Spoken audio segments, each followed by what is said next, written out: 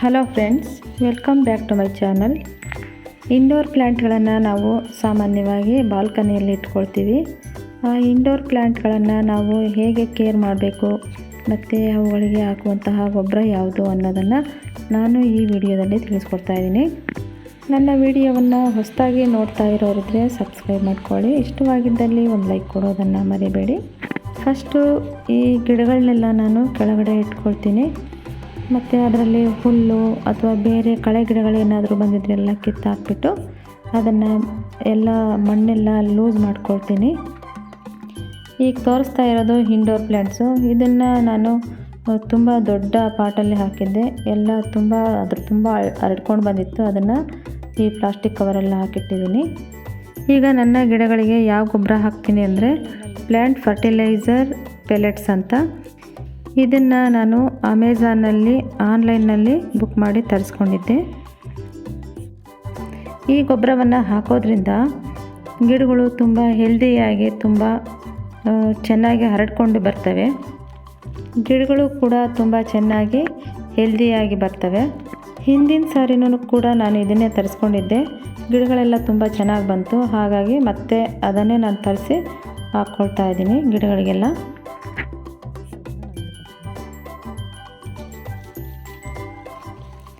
ಈಗ ಎಲ್ಲ ಇಂಡೋರ್ ಪ್ಲ್ಯಾಂಟ್ಸ್ಗಳಿಗೆ ನಾನು ಈ ಗೊಬ್ಬರವನ್ನು ಹಾಕ್ಕೊಳ್ತಾ ಇದ್ದೀನಿ.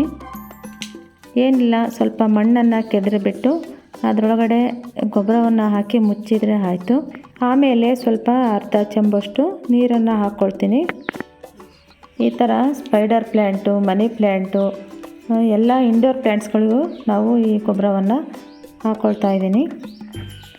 ತಿಂಗಳಿಗೊಂದ್ಸರಿ ಈ ಥರ ಗೊಬ್ಬರವನ್ನು ಹಾಕ್ಕೊಳ್ಳೋದ್ರಿಂದ ಗಿಡಗಳು ತುಂಬ ಹೆಲ್ದಿಯಾಗಿ ಬರ್ತವೆ. ಮನೆಯ ಮುಂದಿನ ಗಿಡಗಳಿಗೆ ಈ ರೀತಿ ನಾವು ಮಾಡಿಕೊಳ್ಳೋದ್ರಿಂದ ತುಂಬ ಸುಂದರವಾಗಿ ಕಾಣ್ತವೆ ಗಿಡಗಳೆಲ್ಲ. ಹಾಗಾಗಿ ನಾವು ಆವಾಗ ನೋಡಿಬಿಟ್ಟು ಚೆನ್ನಾಗಿ ಗೊಬ್ಬರ ನೀರನ್ನು ಹಾಕ್ಕೊಳ್ತಾ ಇದ್ದರೆ ಗಿಡಗಳೆಲ್ಲ ತುಂಬ ಚೆನ್ನಾಗಿ ಬರ್ತವೆ. ಈ ಇಂಡೋರ್ ಪ್ಲ್ಯಾಂಟ್ಸ್ಗಳಲ್ಲಿ ನಾವು ಪಾಟ್ನಲ್ಲಿ ಮಣ್ಣು ಒಣಗಲಿಕ್ಕೆ ಬಿಡಬಾರ್ದು.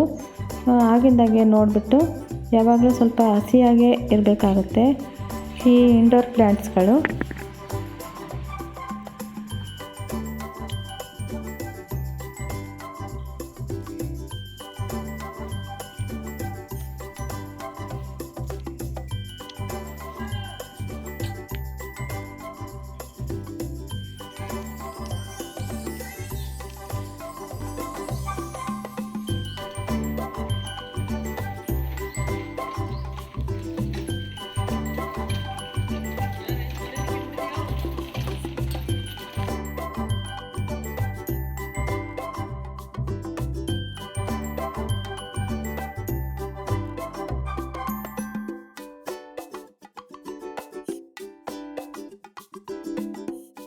ನಮ್ಮ ಬಾಲ್ಕನಿಯಲ್ಲಿ ಇಟ್ಟಿರುವಂತಹ ಗಿಡಗಳಿಗೆಲ್ಲ ನಾನು ಇದೇ ಗೊಬ್ಬರವನ್ನು ಹಾಕ್ಕೊಡ್ತಾ ಇದ್ದೀನಿ.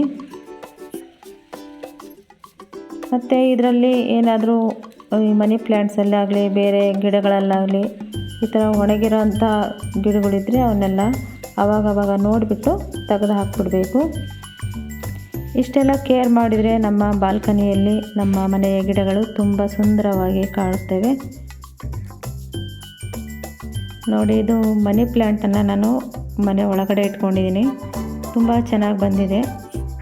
ಈ ರೀತಿ ನಾವು ನಮ್ಮ ಮನೆಯ ಅಲಂಕಾರವನ್ನು ಹೆಚ್ಚಿಸ್ಕೊಳ್ಬಹುದು. ಹೀಗೆ ಹೇಳ್ತಾ ನಾನು ನನ್ನ ಈ ವಿಡಿಯೋವನ್ನು ಮುಗಿಸ್ತಾ ಇದ್ದೀನಿ. ನಿಮಗಿಷ್ಟವಾಗಿದ್ದಲ್ಲಿ ಒಂದು ಲೈಕ್ ಕೊಡೋದನ್ನು ಮರಿಬೇಡಿ. ಹೊಸಬರಾಗಿದ್ದರೆ ಸಬ್ಸ್ಕ್ರೈಬ್ ಮಾಡ್ಕೊಳ್ಳಿ. ಮತ್ತು ಮುಂದಿನ ವಿಡಿಯೋದೊಂದಿಗೆ ಸಿಗ್ತೇನೆ. ಧನ್ಯವಾದಗಳು.